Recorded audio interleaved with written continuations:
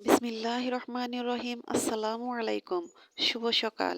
কেমন আছেন আমার প্রিয় বন্ধুরা? আশা করি আল্লাহর অশেষ রহমতে আপনারা সবাই অনেক অনেক ভালো আছেন। আমিও আল্লাহর অশেষ রহমতে আপনাদের সকলের দোয়ায় আলহামদুলিল্লাহ ভালো আছি। তো বন্ধুরা, আজকে অনেক সকাল থেকে আমি এই ভিডিওটা শুরু করেছি।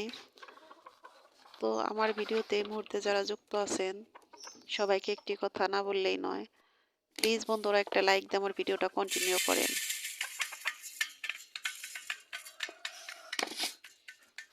তো আজ সকালবেলা ঘুম থেকে উঠে আমি যে ঘর ঝাড়ু, দুয়ার ঝাড়ু, থালাবাটি ধোয়া, পানি ওঠানো সব সেরে নিয়েছি। তো এক কাজ তো আর প্রতিদিন আপনাদের সাথে শেয়ার করতে পারি না। তো এখন আমি মুরগিটা ছেড়ে দিলাম। তো দেখলাম যে আমার মুরগিতে একটা ডিম পেড়েছে। তো এপাশের দরজাটা আটকানো থাকে। তো আমার মুরগিগুলো এমনিতে অনেক ভালো। এক পাশে থাকে, আরেক পাশে হইলো ডিম দেয়। ঘরের ভিতরে কোনো উৎপাত করে না। আগে তো রান্নাঘরে জায়গায় জায়গায় মুরগি ডিম পাড়ার জন্য আ জায়গা বানিয়ে দিতাম। এখন আর সেটা করতে হয় না। এখন ওইখানেই পারে। তো এই তো দেখেন, সকালবেলা কাজ করতে না করতে, শেষ হতে না হতে আমার উঠানে রোদ এসে গেছে। তো রোদের মধ্যে বিড়াল আসে। বিড়াল এসে বসে বসে শরীরে রোদ নেয়। তো আমার দেবরের মেয়ে বসে বসে ওকে নিয়ে খেলা করতেছে ফুল দিয়ে। তো আমি আজকে সকালবেলা দেখলেন হালকা পাতলা নাস্তা করেছি। বাসি ভাত ছিল, সে ভাতগুলো ভেজে তারপরে খেয়ে আবার আমার বাগানে একটু কাজ করব। তো ওই তো দেখতেছেন যে ওইটা হলো অলকানন্দা ফুল গাছ। তো ও গাছে অনেক ফুল আসে। তো অলকানন্দা ফুল হলো দুই জাতের, দুই রকমের। একটা হলো ছোট গাছে ফুল ফোটে, গাছটা বেশি বড় হয় না। আর এটা হলো লতানো, মানে ওই মাধবী লতার মতো, এটা শুধু লম্বা হয়। তো আম গাছের এপাশে একটা গাছ, ওপাশে একটা গাছ। তো আমি আর গাছ কাটি না, এই গাছটা শুধু সাইটা সাইটা ছোট করে রাখি যেন ছোট থাকে। বাগানে ঘরের সামনে গাছ কিন্তু বড় গাছ ভালো লাগে না, আমার কাছে লাগে না। তো ছোট ছোট গাছ থাকবে, ফুল থাকবে, সুন্দর লাগবে। তো যাই হোক, আমি ওই গাছগুলো সুন্দর করে দুপাশের দু গাছ দিয়ে সুন্দর করে বেঁধে দিলাম। বেঁধে দিলে এখন ওখানে ফুল ধরলে খুব সুন্দর লাগবে, এত কাটতে ভালো লাগে না। তো চালের উপরও দিতে পারি না, চালের উপরে যদি দিই ওখানে আম গাছ। তো ভাবলাম কি করা যায়, তো বুদ্ধি করে ওটাই করলাম। দেখা যাক, যদি ফুল আসে তাহলে হয়তো অনেক সুন্দর লাগবে। আর আমার ঘরের দুপাশে আছে দুটা খেজুর গাছ। একটা হলো আজু, আর একটা হলো মরিয়ম খেজুর। এটা হলো আপনাদের ভাই বিদেশ থাকতো। তো বিদেশ থাকতে সে অনেক খেজুর আনতো। সে খেজুরের খেয়ে যে বিচিগুলো, ওগুলো চারা দিয়েছিল। কয়েকটা চারা উঠিয়ে নিয়ে অন্য জায়গায় বুনেছিল, মারা গেছে। পরে ঘরের সামনে দুইটা গাছ, আমি ওই দুইটা গাছ আর উঠাতে দিই নেই, যে এই দুইটা গাছ এখানে এভাবেই থাকবে। এটা উঠানোর দরকার না, হয়তো উঠালে হয়তো মারা যেতে পারে। তো আপনাদের ভাইয়া বলল, হ্যাঁ, ঘরের সামনে খেজুর গাছ খুব ভালো লাগে তারও। কারণ কয় সৌদি আরব নাকি প্রত্যেকটা সৌদির বাসার সামনে খেজুর গাছ থাকে। কয় এটা যদি দুই পাশে দুইটা হয় আমি খুব খুশি হব, আমার খুব ভালো লাগবো দেখতে। তো গাছ দুটো হয়েছে দেখে আমারও খুব ভালো লাগে, গাছের খুব যত্ন করি। তো পাশের বাড়ি আমার দাদা শ্বশুর, সে দাদা শ্বশুরও সৌদি আরব গেছিল হজ করার জন্য। তো সেখান থেকে খেজুর এনে লাগিয়েছিল। ও বাড়িতে অনেক গাছ হয়েছিল, গাছগুলো মারা গেছে। তো সেটাই চিন্তা করে এই গাছগুলোর অনেক যত্ন করি আমি। গাছের গোড়ে পাথর কুচি, তারপরে ইটের কুচি, এগুলো দিয়ে দেই। কারণ সৌদি আরব তো এগুলা মরুভূমির মধ্যে হয়, ও এই পাথর কুচির মধ্যেই বেশি হয় বেশিরভাগ। এই শুনেছি, আমি তো দেখি নাই, আমি যা শুনেছি আর কি।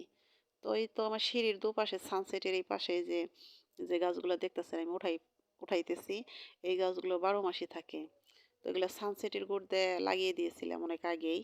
এগুলা ঘর দেওয়ার পরপরই এটা আমি দিয়ে দিই, কারণ সানসেটের মাটিটা কেটে যায় না, দেখতে খুব সুন্দর লাগে। তো এগুলো সুন্দর করে সেটে সেটে সুন্দর করে রাখি। যখন ঝাঁকড়া হয়ে যায় উঠিয়ে দিই, আবার উঠিয়ে ফেলে দিই, আবার নতুন করে লাগাই। এই যে এই পাশে, ওই পাশের গাছের খেজুর গাছের গোড়াটা পরিষ্কার করছে, এবার এই যে গাছে ওই দেখেন খেজুরের গাছের গোড়াতে গাছগুলো একটু বেড়ে গেছে, ওগুলো আমি উঠিয়ে এখন ফেলে দেবো। এই খেজুর গাছ দুটোর অনেকই যত্ন করতেছি আমি, অনেক যত্ন নিতেছি। এটার গোড়া অনেক পরিষ্কার করে রাখি।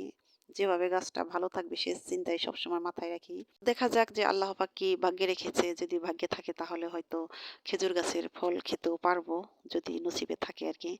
তো আমার বাগানের কাজ শেষ। এখন আমি, আমার দাদি শাশুড়ি বলতেছে ফরিদা কয়টা পান পেরো, পান নাই। তো আমি পানগুলো পারতেছি, দেখেন পানগুলো কিভাবে পারতে হয়। খড়ির মাথায় ব্লেড বানছি, বাইন্ধে তারপরে মনে করেন যে পানের বটাই থেকে সুন্দর করে কাইটে নামাইতে হয়। খুব দেখে শুনে। যদি এদিক সেদিক হয়ে যায় তাহলে পানের ডগাগুলো কেটে যাবে। তো আমি সেভাবে আস্তে ধীরে সুন্দর করে পানগুলো পাড়তেছি। এদিকে আমার দুপুরে রান্না আছে। তো পানগুলা মাশাআল্লাহ অনেক সুন্দর।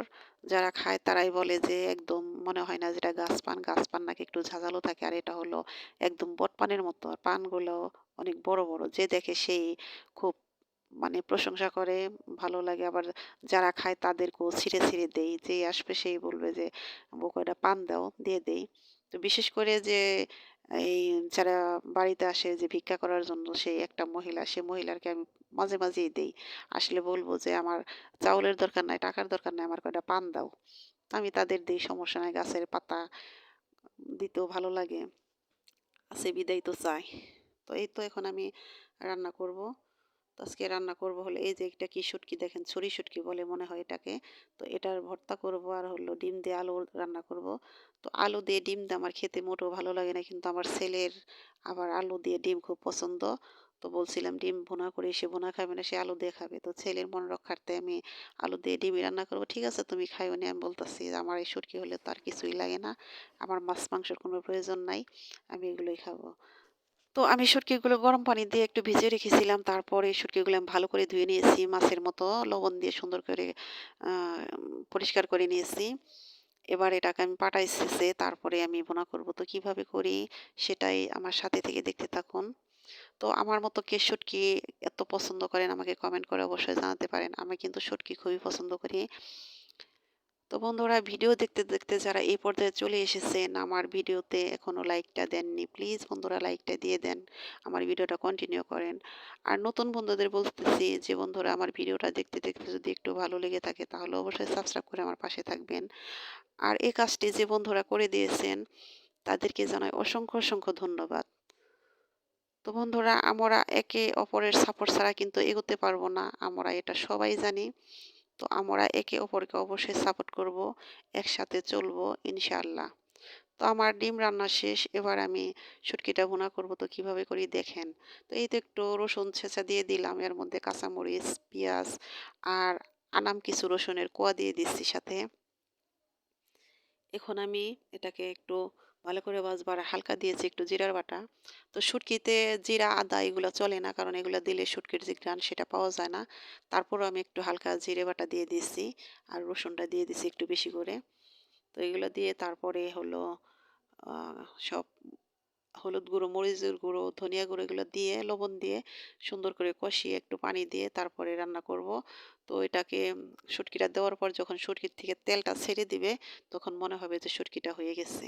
বন্ধুরা আমার মতো যারা শুটকি পছন্দ করেন, তো সে আপুদের বলতেছি আমার শুটকি রান্না পারফেক্ট হলো কিনা, ঠিকঠাক মতো হলো কিনা আমাকে কমেন্ট করে জানাবেন।